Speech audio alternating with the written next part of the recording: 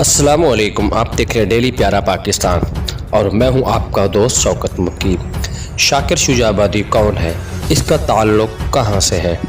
آج کل social media کی زینت بنے ہوئے ہیں، بتاتے ہیں ہم آپ کو اس ویڈیو میں۔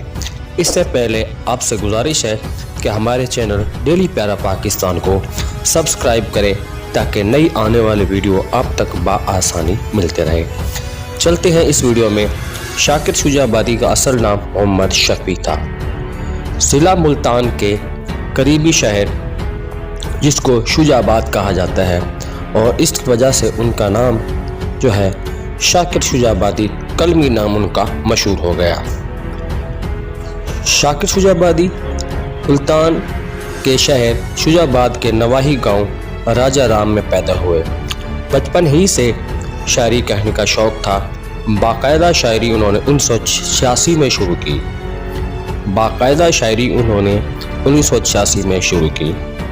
جس وجہ سے شروع میں تو وہ بولتے تھے، لیکن کسی بیماری کی اٹیک کی وجہ سے وہ بولنے کی صلاحیت سے محروم ہو گئے۔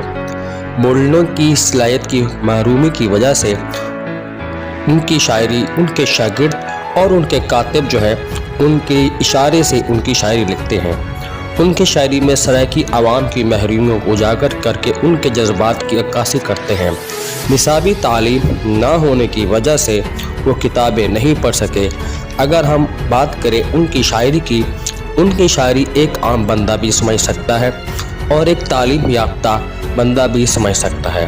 ان کی شاعری ایک عام آدمی کے جذبات، محرومیوں کو اجاگر کرتی ہے، ان کے جذبات، احساسات کو بلند کرتی ہے۔ شاکر شجاع آبادی ایک عام شخص نہیں بلکہ ایک عہد کا نام ہے۔ ان کی شاعری تعصب سے پاک اور ایک عام آدمی کی نمائندگی کرتی ہے۔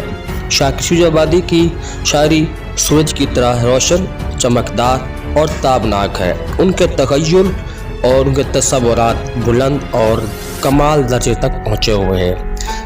شاکر شجاع آبادی ایک بڑے اسٹار، لیجنڈ ہو کر بھی ایک کم پرسی کی زندگی گزار رہے ہیں، جس وجہ سے وہ ایک معذوری کا شکار ہیں۔ حکومت کی طرف سے انہیں ماہانہ وظیفے بھی دیے جاتے ہیں۔ ان کے اعزازات کی بات کریں تو ان کو 2 مرتبہ تمغہ حسن کارکردگی اور 1 مرتبہ ستارہ امتیاز سے نوازا گیا۔ اس کے بعد حال ہی میں ان کو اسلامیہ یونیورسٹی بہاولپور کی طرف سے ڈاکٹریٹ کی ڈگری سے نوازا گیا ہے۔ اب ان کو ڈاکٹر محمد شفیع شاکر شجاع آبادی سے کہا جائے گا۔ یہ تھی ڈاکٹر محمد شفیع شاکر شجاع آبادی کی زندگی کے پر بنی رپورٹ۔ ہمارے دیکھتے رہیے ڈیلی پیارا پاکستان۔ اللہ حافظ، اللہ نگہبان۔